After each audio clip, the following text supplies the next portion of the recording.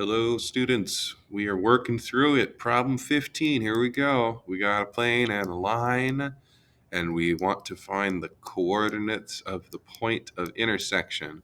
So I'm going to rewrite the line in terms of x, y, and z. X equals 1 plus 6 lambda. Y equals 5 minus 2 lambda. Z equals negative 3 plus 2 lambda. And then we're going to substitute all of those wonderful parametric equations into our plane equation. So 4 times x plus 3 times y minus z. And that's all going to equal 14. I won't squeeze it in on that line, but maybe on the next line I'll fit it in. So 4 plus 24 lambda plus 15 minus 6 lambda. And then double minus, so we go plus 3 minus 2 lambda equals 14. So sorry about the sloppy handwriting there, but I'm just substituting. You should be able to follow what I'm doing. I'm just taking the x, the y, and the z from the equation and substituting them into their respective places in the plane equation. Now let's combine some like terms. I count 4 plus 15 plus 3 makes 22. Then I count lambdas, and I have 24 minus 6 minus 2, 16. So I have 22 plus 16 lambda equals 14. Move u to the other side. So 16 lambda is negative 8. Divide to get lambda is negative 1/2. That's not the answer. That just tells you how many lambdas you need to find those coordinates. So you back substitute into the x, y, and z. So now x equals 1 minus 3, y equals 5 plus 1, z equals negative 3 minus 1. So we have negative 2, comma 6, comma negative 4. So that is point P, negative 2, 6, negative 4. Wonderful. What are we doing now? Find the shortest distance from the origin O to pi. I don't think that has anything to do with part A. So I'm going to delete everything that's on the screen. The shortest distance will always be along a normal vector. Luckily, we have a normal vector. We have the normal vector right here. And so we can write our, well, the only question really is like, how many times do we need to use the normal vector to get to the plane?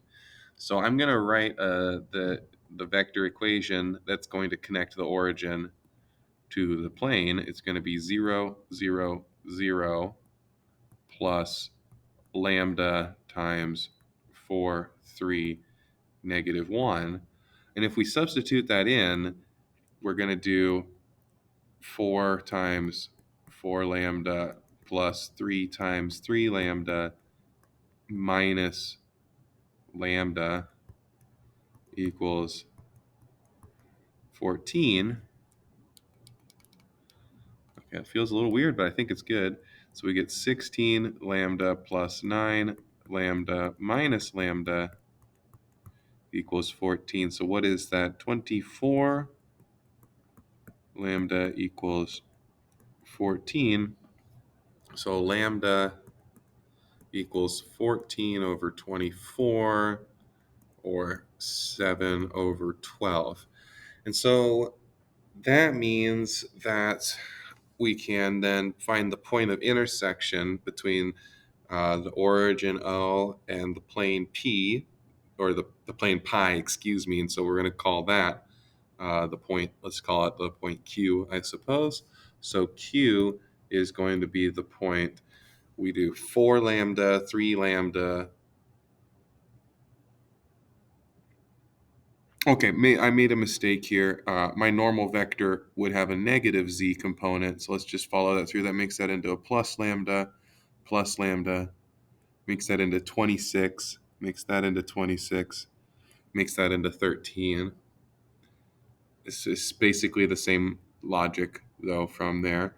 So then we have point Q is just 7/13 times 4. So I guess that's 28 over 13, 21 over 13, -7 over 13. And so the distance is then the magnitude of that. And so we're going to just do 28 over 13 squared plus 21 over 13 squared plus -7 over 13 squared. And so let's see.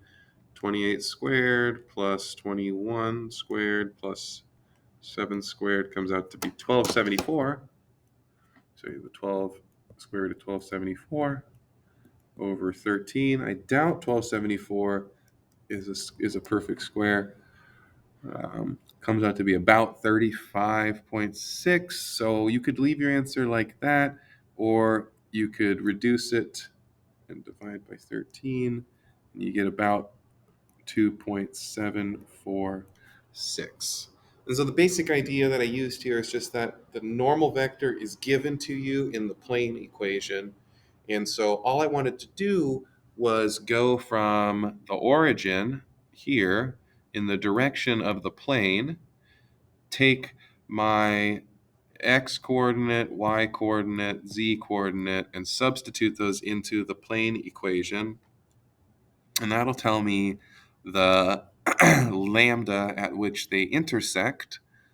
And I think I fixed my mistake to make it 7 over 13.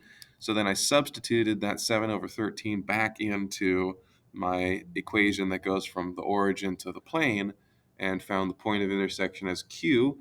And then from O to Q, the distance is just the x coordinate squared plus the y coordinate squared plus the z coordinate squared. It's basically just the Pythagorean theorem.